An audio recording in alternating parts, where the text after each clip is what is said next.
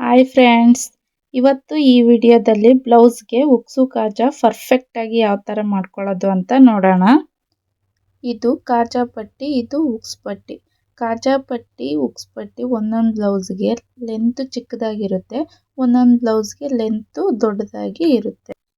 ಉಕ್ಸ್ ಪಟ್ಟಿ, ಕಾಜಾ ಪಟ್ಟಿ ಯಾವ ಥರ ಇದ್ರೂ ಸರಿ, ಅಂದರೆ ಚಿಕ್ಕದಾಗಿದ್ರೂ ಸರಿ ದೊಡ್ಡದಾಗಿದ್ರೂ ಸರಿ, ನಾವು 5 ಉಕ್ಸು 5 ಕಾಜಾ ಹಾಕ್ಕೊಂಡ್ರೆ ಸರಿಯಾಗುತ್ತೆ.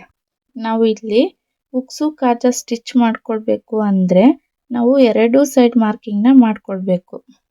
ಫಸ್ಟು ಉಕ್ಸ್ ಪಟ್ಟಿನ ಕಚ್ಚಿನ ಸೈಡಿಗೆ ಈ ಥರ ಇಟ್ಕೋಬೇಕು. ಈ ಥರ ಇಟ್ಕೊಂಡು ಕೆಳಗಡೆ 1/2 ಇಂಚ್ ಬಿಟ್ಟು ಮಾರ್ಕಿಂಗ್ನ ಮಾಡ್ಕೊಳ್ಬೇಕು. ಫುಲ್ ಎಡ್ಜ್ಗೆ ಮಾರ್ಕಿಂಗ್ ಮಾಡ್ಕೋಬಾರ್ದು. ಇದೇ ಥರ ಈ ಸೈಡನ್ನು ಮಾರ್ಕಿಂಗ್ ಮಾಡ್ಕೋಬೇಕು. 2 ಸೈಡ್ನಲ್ಲೂ 1/2 ಇಂಚ್ ಬಿಟ್ಟು ಮಾರ್ಕಿಂಗ್ನ ಮಾಡ್ಕೊಳ್ಬೇಕು.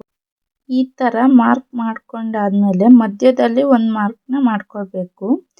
ಮಾರ್ಕ್ ಮಾಡ್ಕೊಂಡು ಇರುವ 2 ಮಾರ್ಕಿಂಗ್ನು ಒಂದೇ ಹತ್ರ ಇಟ್ಕೊಂಡು ಮಧ್ಯದಲ್ಲಿ ಈ ಥರ ಫೋಲ್ಡ್ ಮಾಡಿ ಒಂದು ಮಾರ್ಕ್ನ ಮಾಡ್ಕೊಳ್ಬೇಕು.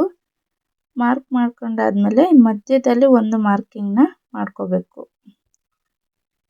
ಈ ಥರ ಮಾರ್ಕ್ ಮಾಡ್ಕೊಂಡಾದ್ಮೇಲೆ ಈ 2 ಮಾರ್ಕಿಂಗ್ ಮಧ್ಯದಲ್ಲಿ ಒಂದು ಮಾರ್ಕ್ನ ಮಾಡ್ಕೊಳ್ಬೇಕು.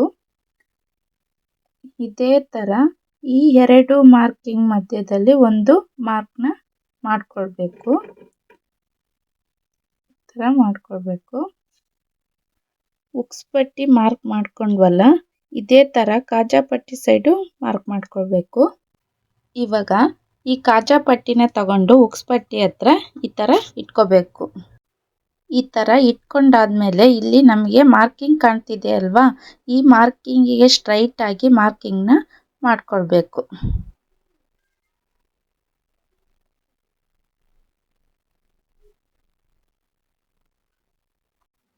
ಈ ಥರ ಉಕ್ಸ್ ಪಟ್ಟಿಗೂ ಕಾಜಾ ಪಟ್ಟಿಗೂ ಮಾರ್ಕಿಂಗ್ ಮಾಡಿಕೊಂಡ್ರೆ ಉಕ್ಸು ಕಾಜಾ ನೀಟಾಗಿ ಬರುತ್ತೆ, ಅಂದರೆ ಗ್ಯಾಪ್ ಕರೆಕ್ಟಾಗಿ ಬರುತ್ತೆ.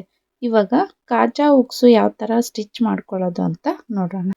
ನಾವು ಉಕ್ಸು ಕಾಜಾ ಹಾಕ್ಕೊಳ್ಬೇಕಾದ್ರೆ ಸೂಜಿಗೆ ದಾರನ ಏರಿಸ್ಕೊಳ್ಬೇಕು. ಉಕ್ಸಿಗಾದರೂ ಕಾಜಾಗಾದರೂ ದಾರನ ಏರಿಸ್ಕೊಳ್ಬೇಕಾದ್ರೆ 4 ಎಳೆ ದಾರ ಬರೋ ಥರ ಏರಿಸ್ಕೊಳ್ಬೇಕು. ಎಮ್ಮಿಂಗಿಗಾದರೆ 2 ಎಳೆ ದಾರ ಏರಿಸ್ಕೊಂಡ್ರೆ ಸರಿ ಹೋಗುತ್ತೆ. ನೋಡಿ, ಇದು 2 ಎಳೆ ದಾರ ಇದೆ ಅಲ್ವಾ, ಮತ್ತೆ ಈ ಥರ ಫೋಲ್ಡ್ ಮಾಡ್ಕೊಳ್ಬೇಕು. ಈ ಥರ ಫೋಲ್ಡ್ ಮಾಡಿಕೊಂಡ್ರೆ 4 ಎಳೆ ದಾರ ಬರುತ್ತೆ. ಇವಾಗ ಈ ಎಡ್ಜ್ನ ಈ ಥರ ಕಟ್ ಮಾಡ್ಕೊಳ್ಬೇಕು. ಇವಾಗ ಈ ಕಡೆಯಿಂದ ಈ ದಾರನ ಸೂಜಿಗೆ ಏರಿಸ್ಕೊಳ್ಬೇಕು. ಈ ಥರ ದಾರನ ಏರಿಸ್ಕೊಂಡಾದ್ಮೇಲೆ ಈ ಸೈಡು ದಾರ ಫೋಲ್ಡಿಂಗ್ನಲ್ಲಿ ಇರುತ್ತೆ. ಉಕ್ಸ್ನ ನೀಟಾಗಿ ಮಾರ್ಕಿಂಗ್ ಸರಿಯಾಗಿ ಈ ಥರ ಇಟ್ಕೊಂಡು ದಾರನ ಈ ಥರ ಏರಿಸಿ ಆ ಫೋಲ್ಡಿಂಗ್ ಇರುತ್ತಲ್ವ, ಆ ಫೋಲ್ಡಿಂಗಿಂದ ಸೂಜಿನ ಈ ಥರ ಎಳ್ಕೊಂಡ್ರೆ ನಮಗೆ ಯಾವುದೇ ಥರದ ನಾಟು ಏನು ಕಾಣೋದಿಲ್ಲ. ಮತ್ತು ದಾರನ ಈ ಥರ ಮೇಲಕ್ಕೆ ಇಡ್ಕೊಂಡು ಮತ್ತೆ ಸೂಜಿನ ಅದರ ಹೋಲ್ ಒಳಗಡೆ ಏರಿಸಿ ಮತ್ತೆ ಈ ಥರ ಎಳ್ಕೋಬೇಕು. ಮತ್ತೆ ದಾರನ ಈ ಥರ ಮೇಲಕ್ಕೆ ಇಡ್ಕೊಂಡು ಸೂಜಿನ ಈ ಥರ ಏರಿಸಿ ದಾರನ ಕೆಳಗೆ ಬಿಡಬೇಕು. ಈ ಥರ ಸೂಜಿನ ಎಳಿಬೇಕು. ಇದೇ ಥರ ಫುಲ್ಲು ಆ ಉಕ್ಸ್ ಹೋಲ್ ಇದೆ ಅಲ್ವಾ, ಆ ಫುಲ್ಲು ಇದೇ ಥರ ಹಾಕ್ಕೊಳ್ಬೇಕು ನೀಟಾಗಿ. ಸೂಜಿನ ಈ ಥರ ಒಳಗಡೆಯಿಂದ ಏರಿಸ್ಕೊಂಡು ಈ ಥರ ಇಲ್ಲಿ ಮಾರ್ಕ್ ಮಾಡ್ಕೊಂಡಿದ್ವಲ್ಲ ಅಲ್ಲಿಂದ ದಾರನ ಎಳ್ಕೋಬೇಕು. ಯಾಕಂದರೆ ದಾರ ಕಾಣಲ್ಲ, ಫಿನಿಶಿಂಗು ಚೆನ್ನಾಗಿ ಬರುತ್ತೆ. ಮತ್ತು ಈ ಕಡೆ ಸೈಡಿಂದ ಸೂಜಿನ ಏರಿಸ್ಕೊಂಡು ದಾರನ ಈ ಕಡೆ ಎಳ್ಕೊಂಡು ಈ ಥರ ಹೊಲಿಗೆ ಹಾಕೋಬೇಕು. ಮತ್ತು ಸೂಜಿನ ಈ ಕಡೆ ತಿರುಗಿಸ್ಕೊಂಡು ಸೂಜಿ ಮೇಲೆ ದಾರ ಹಾಕ್ಕೊಂಡು ಈ ಥರ ಎಳ್ಕೋಬೇಕು.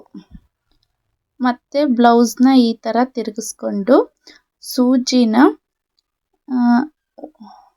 ಒಳಗಡೆಯಿಂದ ಬಟ್ಟೆ ಒಳಗಡೆಯಿಂದ ಈ ಥರ ಏರಿಸ್ಕೋಬೇಕು ಆ ಹೋಲ್ ಒಳಗಡೆ.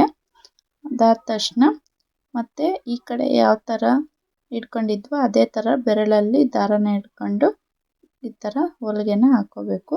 ಮತ್ತು ದಾರನ ಈ ಥರ ಹಿಡ್ಕೊಂಡು ಸೂಜಿನ ಏರಿಸ್ಕೊಂಡಾದ್ಮೇಲೆ ದಾರನ ಕೆಳಗಡೆ ಬಿಟ್ಟು ಈ ಥರ ಸೂಜಿನ ಎಳ್ಕೋಬೇಕು. ಇದೇ ಥರ ಹೋಲ್ ಫುಲ್ಲು ಸ್ಟಿಚಿಂಗ್ನ ಮಾಡ್ಕೊಳ್ಬೇಕು. ಇವಾಗ ಉಕ್ಸ್ ನೋಡ್ರಿ ಎಷ್ಟು ನೀಟಾಗಿ ಬಂದಿದೆ. ಇವಾಗ ಕಾಜಾ ಪಟ್ಟಿನ ಸ್ಟಿಚ್ ಮಾಡ್ಕೊಳ್ಳೋಣ. ಅದಕ್ಕೋಸ್ಕರ ಈ ಥರ 2 ಎಳೆ ದಾರನ ತಗೊಂಡು ಸೂಜಿಗೆ ಏರಿಸ್ಕೊಳ್ಳೋಣ. ಸೂಜಿನ ತಗೊಂಡು ಈ ಥರ ಏರಿಸ್ಕೊಳ್ಬೇಕು. ಅದಾದಮೇಲೆ ಮತ್ತೆ ಫೋಲ್ಡ್ ಮಾಡ್ಕೋಬೇಕು. ಇಲ್ಲಿ 4 ಎಳೆ ಆಗುತ್ತೆ ದಾರ. ಈ 4 ಎಳೆಯನ್ನು ಕಟ್ ಮಾಡಿಕೊಂಡು ಒಂದು ನಾಟನ್ನ ಹಾಕೋಬೇಕು. ಇವಾಗ ಕೆಳಗಡೆಯಿಂದ ಸೂಜಿನ ತಗೋಬೇಕು. ಮಾರ್ಕ್ ಮಾಡ್ಕೊಂಡಿರ್ತೀವಲ್ಲ ಅಲ್ಲಿ ಕಾಜಾದ ಉದ್ದ ಎಷ್ಟಿರಬೇಕು ಅನ್ನೋದನ್ನು ನೋಡ್ಕೊಳ್ಬೇಕು. ಕಾಜಾ ಉದ್ದ 1/4 ಇಂಚಿಗಿಂತ ಉದ್ದ ಇರಬೇಕು, 1/2 ಇಂಚಿಗಿಂತ ಕಡಿಮೆ ಇರಬೇಕು. ಈ ಥರ ನೋಡಿಕೊಂಡು ಕಾಜಾನ ಹಾಕೋಬೇಕು. ಇವಾಗ ಸೂಜಿನ ಈ ಥರ 4 ಸರಿ ಕೆಳಗಡೆಯಿಂದ ಸೂಜಿನ ತಗೊಂಡ್ಬಿಟ್ಟು ಹಿಂಗೆ ಕೆಳಗಡೆಗೆ ಮತ್ತೆ ಸೂಜಿನ ಕಳಿಸ್ಬೇಕು. ಈ ಥರ 4 ಸರಿ ಮಾಡ್ಕೊಳ್ಬೇಕು.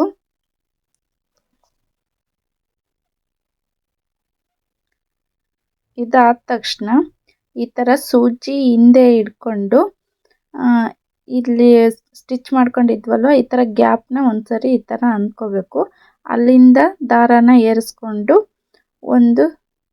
ಮತ್ತೆ ಸೂಜಿನ ಈ ಥರ ತಗೊಂಡು ಸೂಜಿ ಮೇಲೆ ದಾರಾನ ಹಾಕ್ಕೊಂಡು ಸೂಜಿನ ಎಳ್ಕೋಬೇಕು. ಮತ್ತೆ ಸೂಜಿನ ಏರಿಸ್ಕೊಂಡು ಸೂಜಿ ಮೇಲೆ ದಾರಾನ ಈ ಥರ ಹಾಕ್ಕೊಂಡು ಮತ್ತೆ ಏರಿಸ್ಕೋಬೇಕು. ಮತ್ತೆ ಅದೇ ಥರ ಸೂಜಿನ ಏರಿಸ್ಕೊಂಡು ದಾರಾನ ಸೂಜಿ ಮೇಲೆ ಈ ಥರ ಎಳ್ಕೋಬೇಕು. ಇದೇ ಥರ ಅದು ಫುಲ್ ಭರ್ತಿ ಆಗೋವರೆಗೂ ಈ ಥರ ಸ್ಟಿಚ್ನ ಮಾಡ್ಕೊಳ್ಬೇಕು. ಮತ್ತೆ ಸೂಜಿನ ಈ ಥರ ಏರಿಸ್ಕೊಂಡು ದಾರಾನ ಎಳ್ಕೊಬೇಕು. ನೋಡ್ರಿ ಈ ಥರ ಬಂದಿದೆ ಕಾಜಾ ನೀಟಾಗಿ.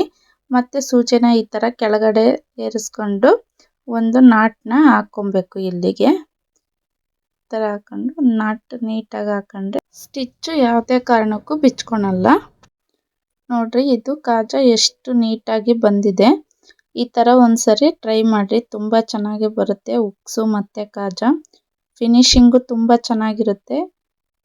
ಈ ವಿಡಿಯೋ ನಿಮಗೆ ಇಷ್ಟ ಆದರೆ ಸಬ್ಸ್ಕ್ರೈಬ್ ಮಾಡಿರಿ, ಲೈಕ್ ಮಾಡಿರಿ, ಶೇರ್ ಮಾಡಿರಿ. Thank you.